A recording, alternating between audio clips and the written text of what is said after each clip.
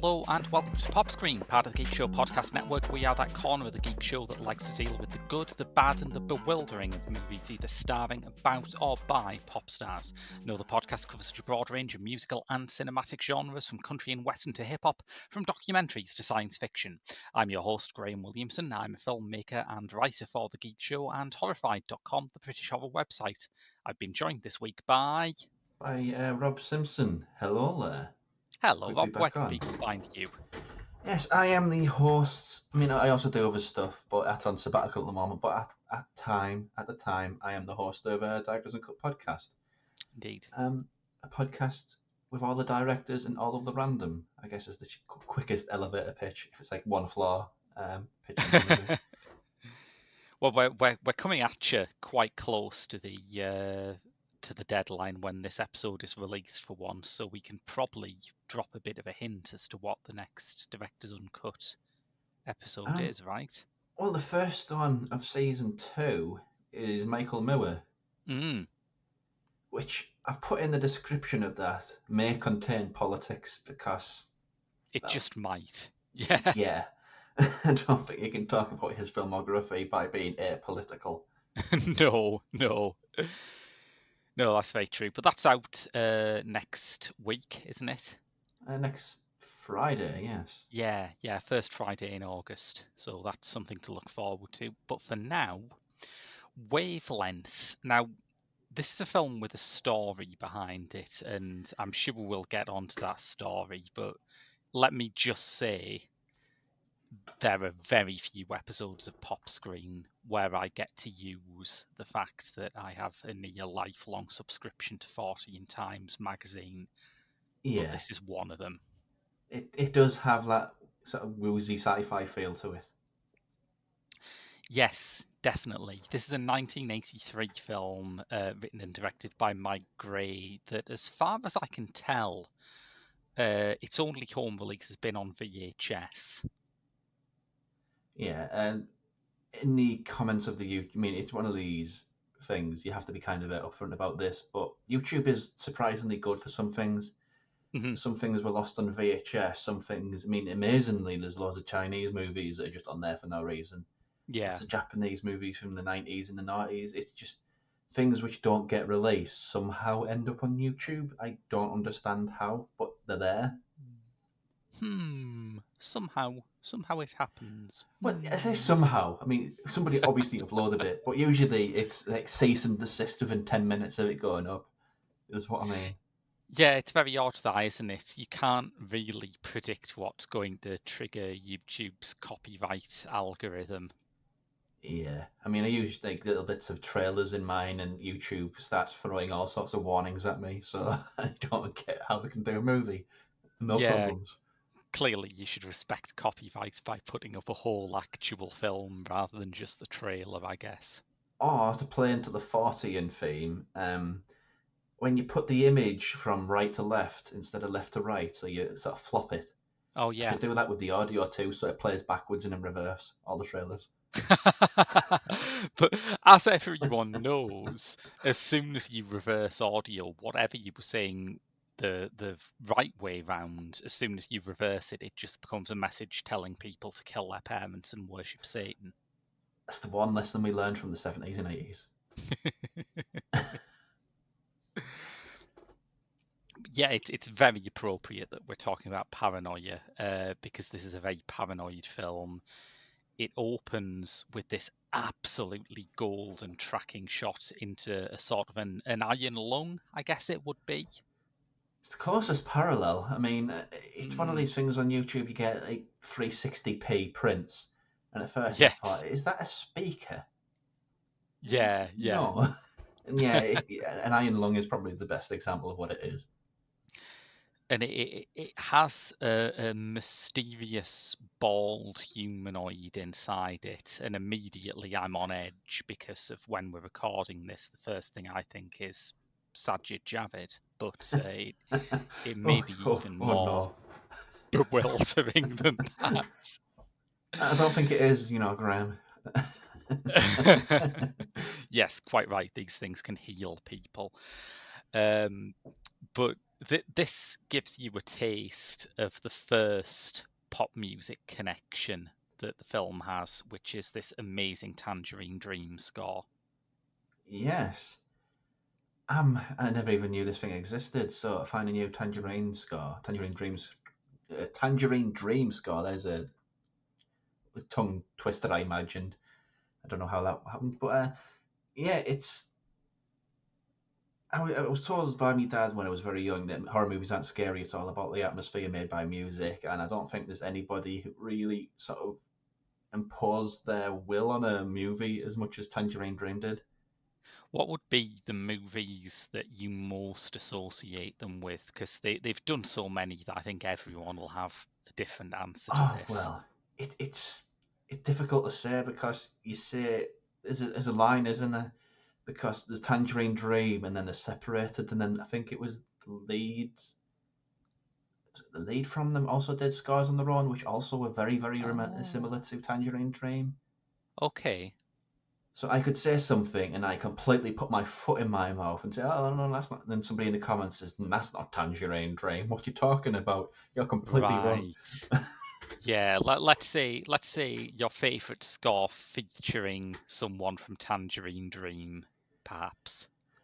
Um, it's got to be the Italian work they did, really, with Okay. Argento especially, because I think they did they do Inferno. I feel like they did Inferno. No, I think that was Rick Wakeman who did Inferno. It was a very Tangerine Dream-esque score. I might be wrong. I'm going to check that.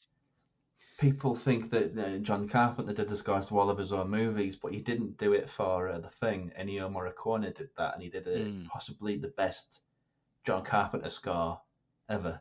Because come on, Oh, it's it's Ennio, fantastic. Yeah. it's Ennio. But Yeah, there's it's all Keith sorts of things Emerson. like that.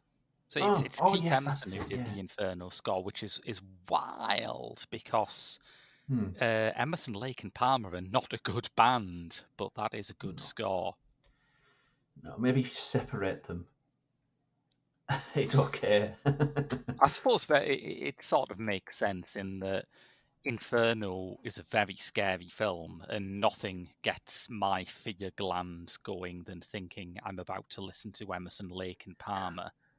Well, I don't know. It could be the news is playing that one song that got number 2 in the Eurovision again, and it's just like a cat getting trapped in some part of the furniture, and it's like, do you have to play it all the time, news? Or I just no, stop it! You're torturing me.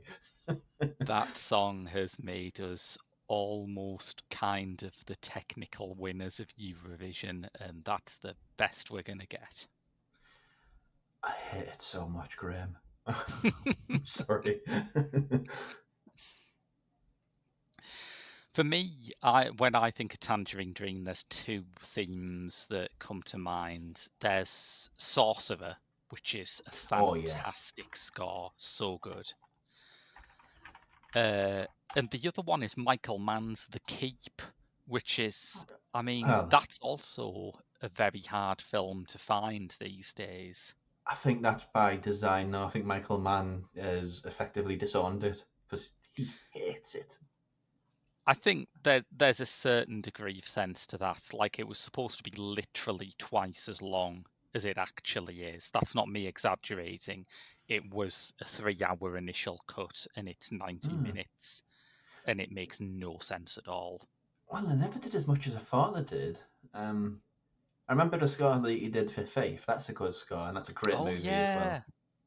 It kind of Yeah. makes that movie Faith because it's not a score. There's a thing with scores. I mean, this is probably a controversial opinion, but in The Third Man, it plays that theme like it's the intro to a daytime TV quiz show. It's just overkill, absolutely. And in Faith, they know when to use it and when not to use it. And I think, yeah, Yeah. it's a great score. I know I think nobody agree with me on that Third Man take, but that hottest of takes. Oh, yeah, I think we've disagreed about that in the past, haven't we? Oh yeah, we're really getting at the cutting edge of opinion of 1940s and film noir here. Yeah, I think they did a few Michael Mann ones. They did the Scott Manhunter for a while, and I remember there used to be this received opinion when I was young that one of Manhunter's problems was that it has this really dated score, and I just thought, no, no, wrong, absolutely wrong, completely wrong, couldn't be wronger. Yeah, I mean, mind immediately went Blade Runner, but that's Vangelis, isn't it? That's Vangelis, the recently deceased Vangelis, yeah. Yeah. There's a lot stylistically, there's about half a dozen people who had very, very similar scores. I think what we're getting towards here is that a lot of people in the early 80s bought their first Fairlight synthesizer around the same time. Let's throw John Carpenter in there too. He probably did that as well. Yeah, He got a yeah, keyboard and a synthesizer, and he went nuts. he did, yeah. But now that's everywhere. I mean, no one would call that dated now because modern films all sound like this. Yeah, I mean, just looking at the Wikipedia, apparently Tangerine Dream did a bit of score for Stranger Things, so That is, yeah, that fits. That's on brand. yeah. So take from that what you will. But this is a gorgeous score. It's made up largely, it must be said, of well, I'm not sure whether it's excerpts from other albums, actually. I'm not sure whether some of these albums were released There's an album before or of it, after. yeah. Whether it's a compilation or not, I'm not sure, but there is an album for Wavelength Right. released. Which is quite weird, isn't it? Because there isn't a DVD or a Blu-ray for Wavelength. Well, I don't think it has enough to stand up on its own two legs in that regard.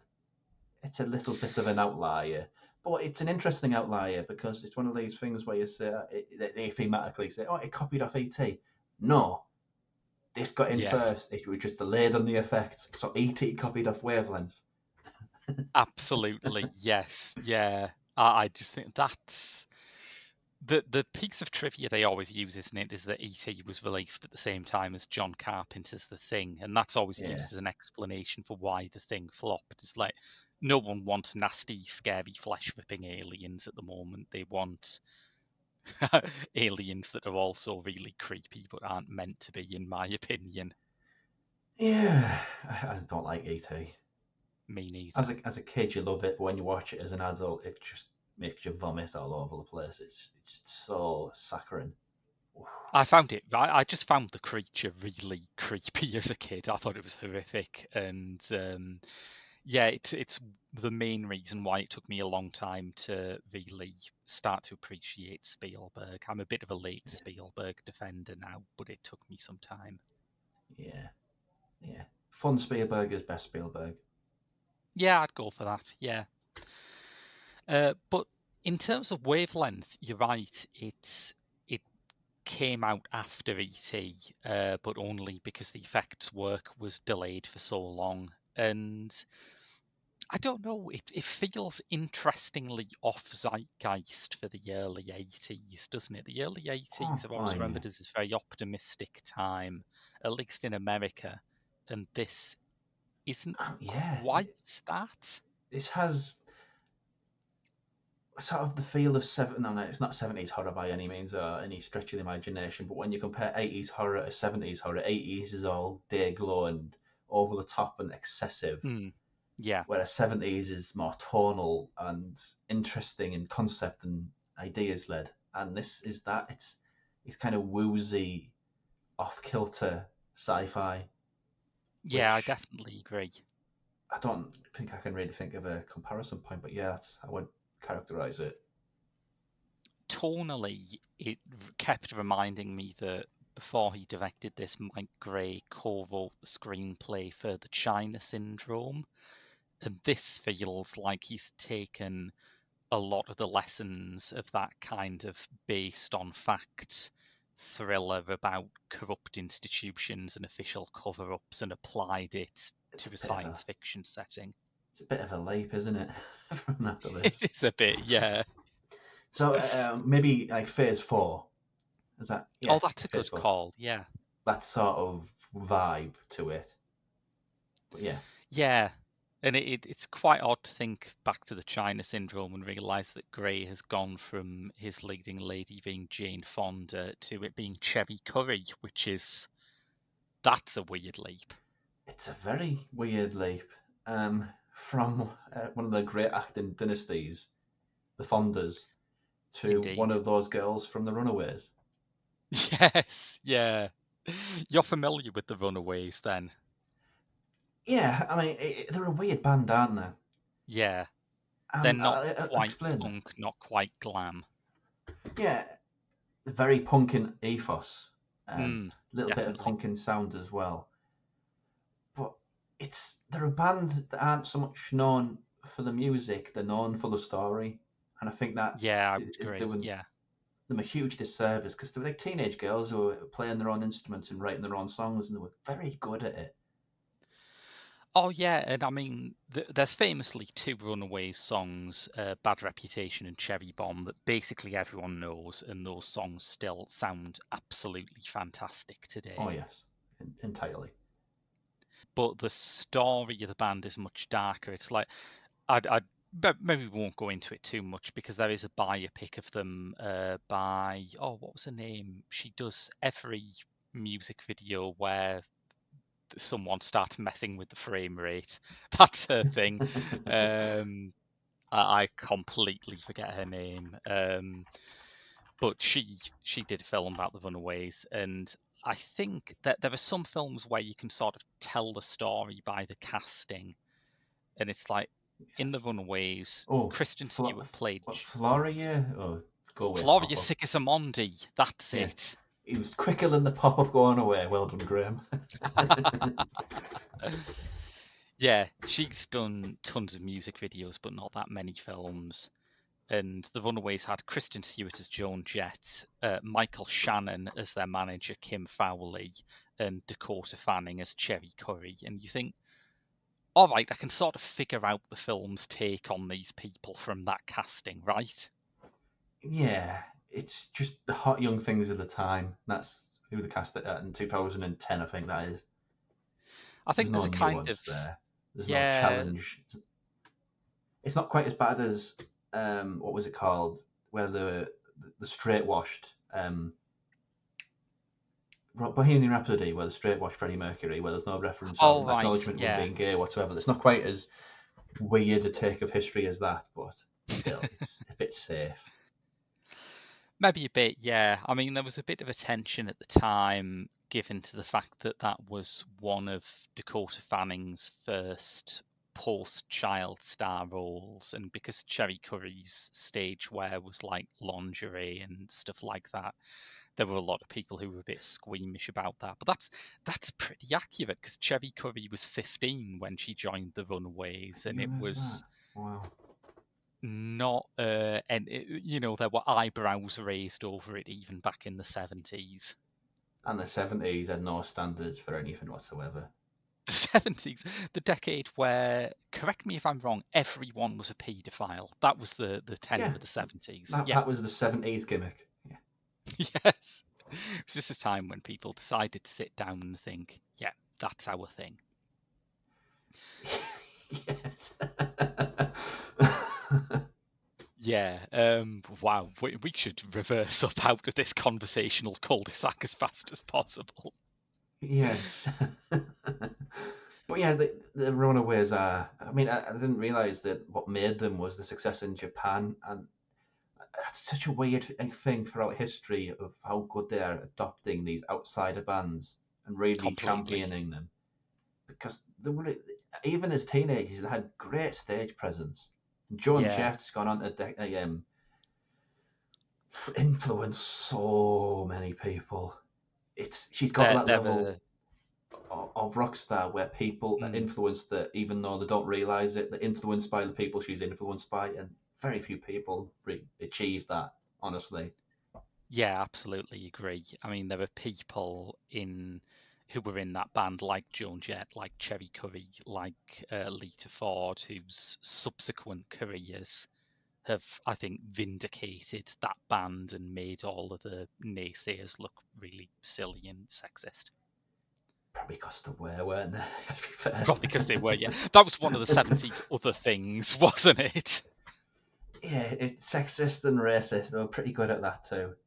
Yeah. So Cherie Currie it's not her first role in this. She'd been in Foxes with Jodie Foster before this, but it's one of her early roles, and it's a pretty big role for her. She's co-lead with Robert Carradine. Can you call him a lead though? Because it's kind of very weird as far as character positions. Because they start off and it's two people. He's a musician. Oh my god, how many times they reference the fact that he's a musician? It's like every 5 minutes. I'm a musician. I like writing music. Where's my harmonica? Oh, behave. It's so bad. But then it goes to like this military base, and it's with them for ages. And as far as movies about aliens and military bases, this is quite low key. There's no like harvesting of anything at all. It's quite calm, honestly. Yeah. It's at this very early stage in that kind of alien conspiracy mythos where you can see the shape of what you would get in stuff like The X-Files and Men in Black later, but a lot of it hasn't coalesced yet. There is an alien autopsy scene, and I cannot think of an earlier film or TV show that features an alien autopsy than this. You'd have to be a real expert and go right out into the reeds to find something earlier than this. Yeah. To know your onions. But after about half an hour, 45 minutes, then, she comes back and then she's sort of the co-lead again. It's sort of past the parcel with the lead role, really, isn't it? Yeah. Yeah, it's true. I must say I found my attention wandering a bit when it gets to the sort of military-heavy segments. I think Currie and Carradine they're likably weird leads, aren't they? I can't. Yeah. This is a Roger Corman production, and I cannot Oh, yeah, it imagine. shows. It really shows. I cannot imagine any studio deciding that their two leads are going to be a failing singer-songwriter and a sidekick. But there we go. That's Corman for you. Yeah, because it's weird what they do with her character. Because you'd think that's who they sold this on. Because what is this, 83 there, we're like the 70s. So yeah, I imagine there's still a lot of star appeal to her back then. Yeah, in that area. yeah.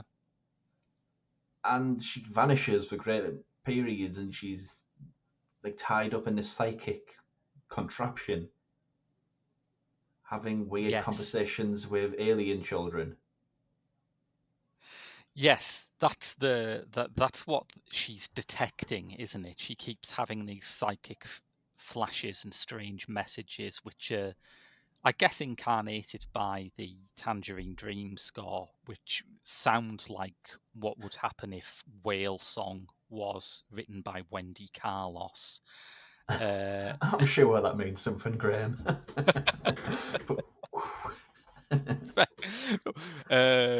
Right, okay. Wendy Carlos did the music for A Clockwork Orange. Whale Song is a song by Whales. Oh, I knew the last bit, but thank you for explaining it anyway. Yes. Alien Kids is what she's picking up, yes. Yeah, she doesn't. I think the only thing she says for about 40 minutes is they want fresh air, and then she goes back to being sort of aloof and weird and tied up. Yeah, military men do their thing. There's a line of dialogue that I noted down from the military psychiatrist where they say about Iris, Currie's character, she's nearly always in a meditative state. Her brain has no background noise. Yeah. And I just thought, well, she's no Jane Fonda, but she's not that bad. Yeah, it's a weird comment, isn't it? What does it even mean? Is he observing everybody's brain behaviour? I mean, if you catch me in a day where I'm just sort of staring out into the space when I'm on a bus, I'll be like that too. Does that mean I've got a special brain? Oh God, yeah. I've had jobs where I was nearly always in a meditative state and my brain had no background noise, but I didn't get the military crashing in to sort it out. Or did you?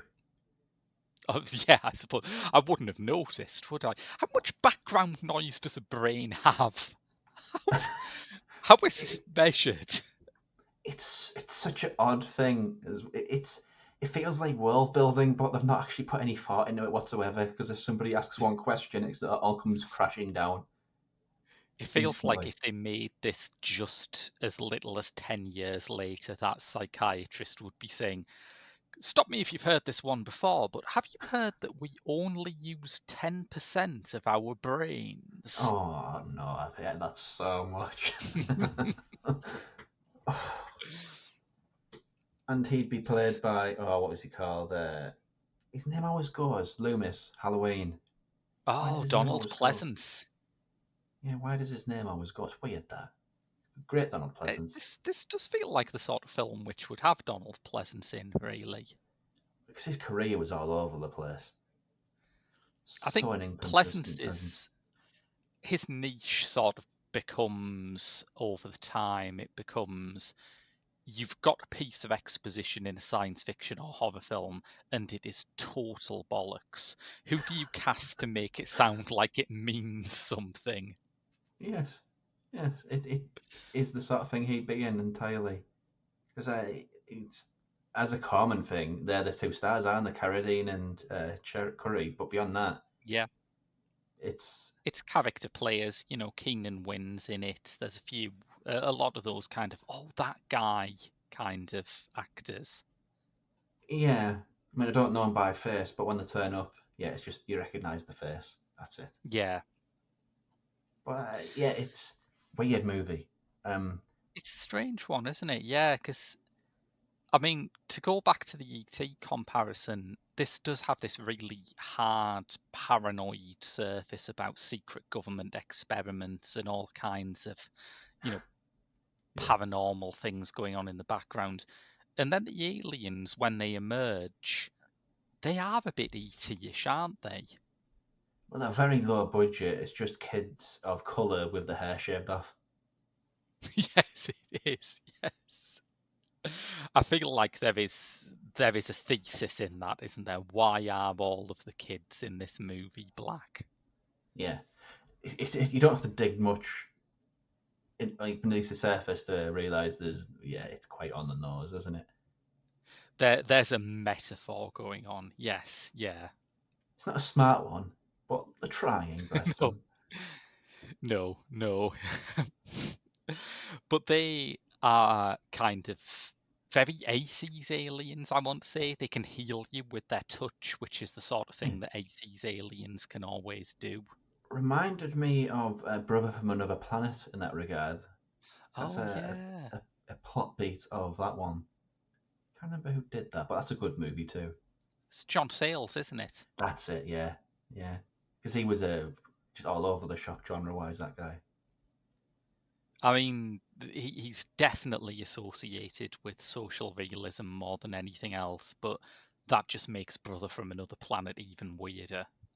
Yeah, it does. But it's these black kids with the hair cut off and no clothes want to go and see a church, and then they have really hot skin that kills somebody, and then their ship kills people because they're removing things from the environment to regenerate and eat. Mm.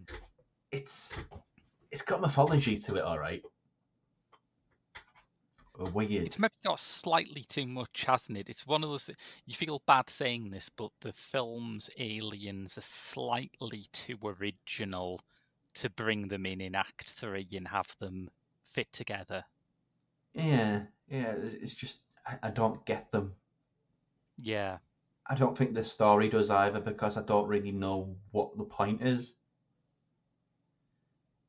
they're definitely. I mean, for all we said, the racial metaphor is definitely in there pretty clearly. It Yeah. feels like the movie does not quite know what to say about them in the way that you could never say that about a 50s science fiction movie. But No. definitely Yeah. not. Where in this, it could, I don't know. I mean, it couldn't even sort of wing my way through it. It's so vague. I did kind of like that. I do think that if you're going to make a film about really weird, vaporous things like conspiracies and aliens, it should feel weird as shit. Yeah, yeah. I mean, that's the thing that the '80s were missing out on so much. Ambiguity was not a big thing in the 80s, I think. No, I mean, I think the '80s is the decade that America made America.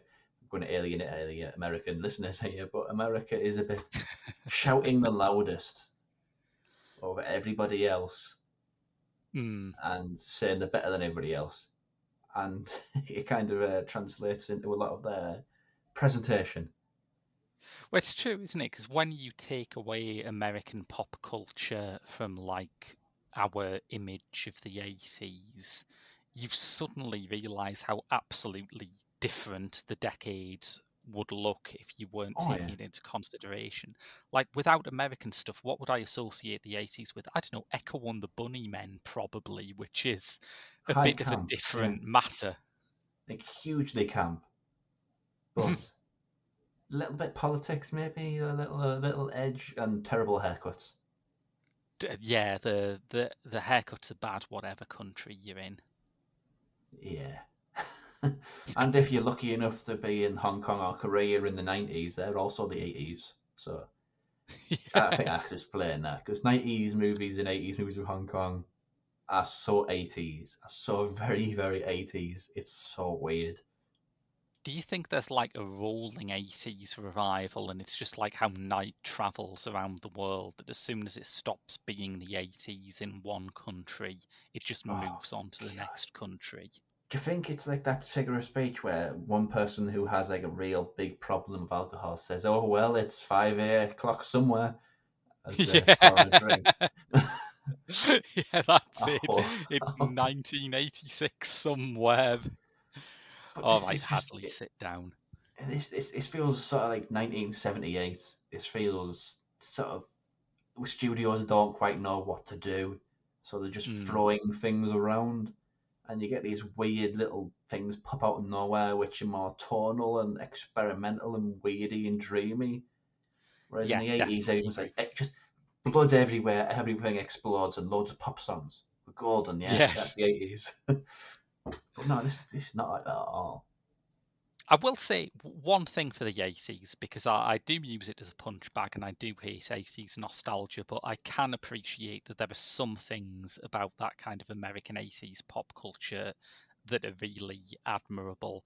And I think the scenes in this where Cherie Currie and Robert Carradine are breaking and entering into the military base Yeah. are so 80s and they have that authentic 80s sense of getting into mischief, getting into real trouble. I mean, I'll stand up for the '80s in one regard, where I think they're movies that America made for kids, for teenagers, Mm, have never been as good as they were since then. yeah, Like the '80s was like primo teen movie sort of real estate. Since then, they've gave up. and that's Mm. why when you look at like the big 80s nostalgia pieces now, it tends to be stuff like Stranger Things and Paper Girls, which are tapping into exactly that kind of, remember when Screen Kids could misbehave? Remember when that was permitted? Yeah. But yeah, they do break and enter into a military base, which, Rob, is where the backstory comes in. Also, I've got to say, I love the bass, because sort of comparatively speaking, um, it's a sci-fi movie now, and sci-fi movies now, when they do military bases, they basically rent out hotels. As that's not a military base. Hang a war chat up. Now that's a military base. So, but in the '80s, they actually got proper places, and it has the sort of soulless facade that I'd assume a military base has. Rob, you do not know how right you are. Well, it probably is. Who's sci-fi anyway? It is. The military base that is in the film is a military base called Lookout Mountain, which was founded in 1947 by, get this, the 1,352nd Motion Picture Squadron. I think I've How, heard. how I think I watched a Smithsonian. I listened to a Smithsonian podcast about something like this. Yeah, it sounds familiar. My first question is, how many filmmaking divisions does the US military have that they're numbering them like this? But yeah, I've got access to that. That's wild. Well, Lookout Mountain was decommissioned in 1969. While it was active, it produced mostly, obviously, propaganda films, as you would expect. It documented a lot of the early atom bomb tests. Whenever you see that often used piece of stock footage that's in basically every post apocalyptic movie where an atomic blast blows over a load of trees, that's a Lookout Mountain production. There are also odder things about it. I assume so. It's a propaganda wing for the U.S. military. I imagine it's plenty hot. See, around the time that Lookout Mountain was at its peak, no pun intended, was also the time when MK Ultra was running, which was the American government's since declassified real life program to see if mind control was possible. Well, that's Yes. just when you And think America can't get more America, it just goes and does something else. I, MK Ultra sounds like the maddest conspiracy ever, but it is real. There are still lawsuits flying, particularly over the death of Fred Olson, an MK Ultra scientist who was said to have killed himself, but his family have maintained that he was dosed with LSD and pushed out of a window. Um, it's dark stuff, and there is a particular conspiracy theory about Lookout Mountain because Lookout Mountain is part of a district of LA called Laurel Canyon. Hmm, Are you yes. familiar with Laurel Canyon? Um, I mean, maybe you hear a lot of stuff and all of it's in there somewhere, so maybe it's in there. I don't know. But maybe it's in there, or maybe you have had your brain wiped by the US government, which, as we've established, is possible. Maybe when I was staring out the bus window one day, there's too much, ambience in my brain, so the white me. There is a particular conspiracy theory about Lookout Mountain which I just love, and which does actually tie back into Wavelength, that Laurel Canyon was the center for a lot of American rock stars of the late 60s. Jim Morrison lived out there, David Crosby, Joni Mitchell, most of the Byrds lived out there. And there is a particular theory that the late 60s hippie rock scene was part of MK Ultra, and it was designed to channel America's youth away from rebellion and more into listening to like 10-minute guitar solos. There's some gymnastics there, isn't there? It's a conspiracy theory that rests largely on the fact that two things were in the same place at the same time. As all the best conspiracy theories are, I suppose. But I love this. Wow. I have a big soft spot for like end of the 60s and paranoia. And also, I mean, the one thread that I think is sort of interesting in this is quite a lot of late 60s rock stars, for such a countercultural anti-establishment scene, a lot of them were from military families. Jim Morrison was, Frank Zappa was. Well, I guess they're rebelling.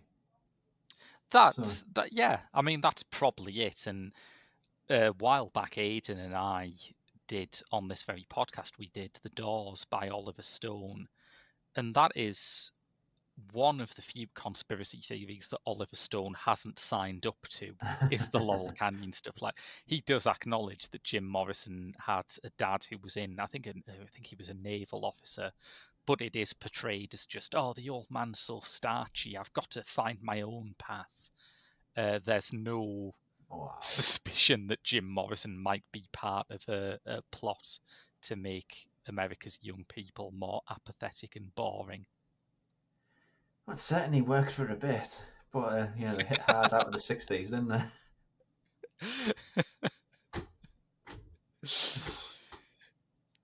But I liked Wavelength. I don't think it's one of those weird things. I don't think it's good, but I like it. I think that there are parts of it that are really endearing, and there are parts of it where you want to cut it a bit of slack because, once again, we were watching a VHS rip on YouTube, and Alexander Nevsky would look a bit crap if you were watching it under those conditions.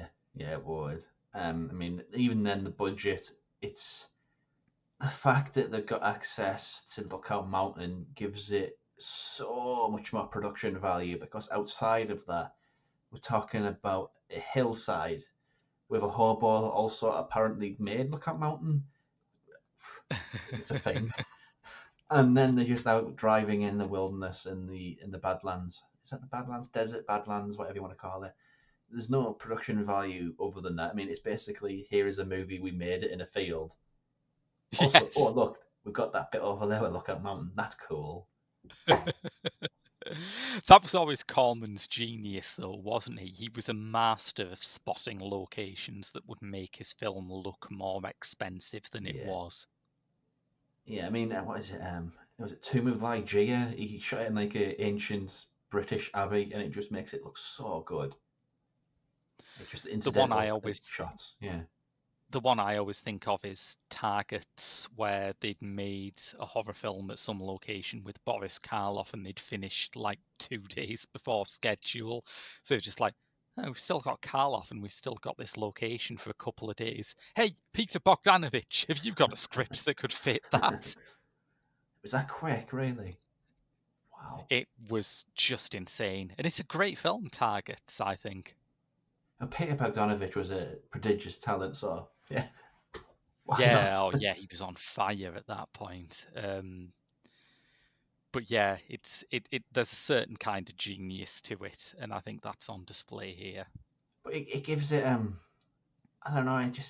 It's a very very small film, but that sort of expansive location because we're talking about it's just loads of corridors, but it feels real.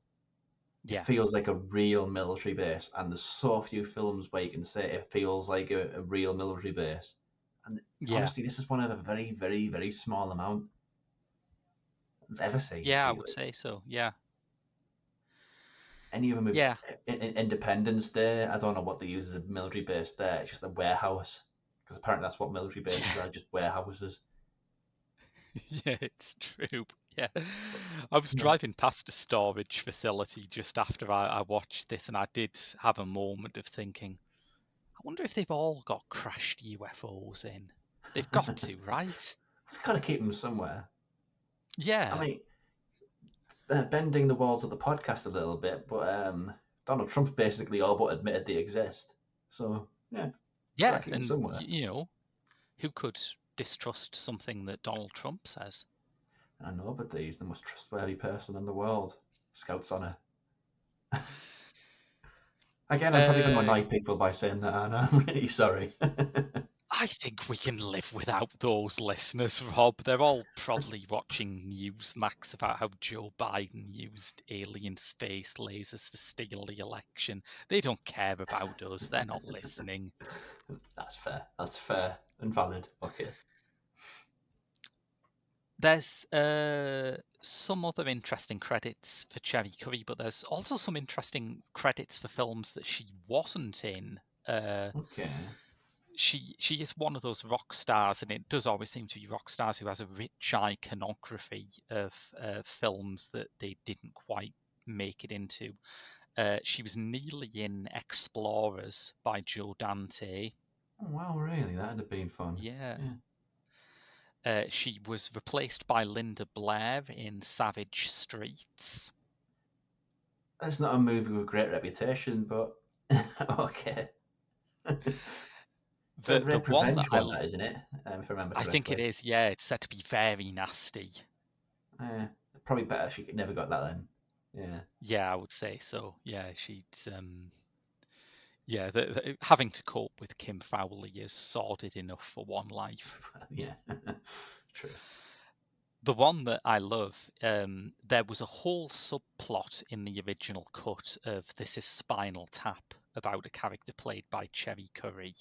Oh, that'd have been good. That I mean, would be I don't good. think it needs anything else. Like, Spinal Tap's one of the all-time great comedies, but would have been nice to It, have a genuine rock star in its heart like that. Yeah. and not least because we could do it on this show if it did. Technicalities, Graham. Smudge the But technicalities. You can do everything. there is a very tiny piece of evidence of the Cherie Currie plot in the finished film, because she was going to play the lead singer of an 80s synth pop band called The Doors, who were invited to support Spinal Tap. And the joke was that she gave almost all of the band STDs. And Okay. there are some scenes early on in Spinal Tap where David St. Hubbins and Nigel Tufnell have little scabs on their lips, which are totally unexplained in the final cut of the film. But that is the last piece of evidence of the Cherie Currie scenes. That's a fun bit of trivia. Yes. Yes, it is. I feel like I have failed to persuade you that Lookout Mountain is a place of great evil. It's funnier than it is evil. Let's be honest. Yes, but consider this. If Lookout Mountain does not have some kind of dark juju, if Lookout Mountain is not part of a government plot to make all our young people idiots, how can you explain the fact that it is now owned by Jared Leto? It all makes perfect sense. The stupidest man in America is owning that building. There we go. Sorry, Jared Leto and 30 Seconds to Mars fans. Please don't do any episodes about him. Oh, no. Please don't, Graham. There is a 30 Seconds to Mars documentary, which I only know about because the great Nathan Rabin reviewed it for The Dissolve when that wonderful site was up and running, and he sounded like he was about to break his computer in half. He was so angry with that movie.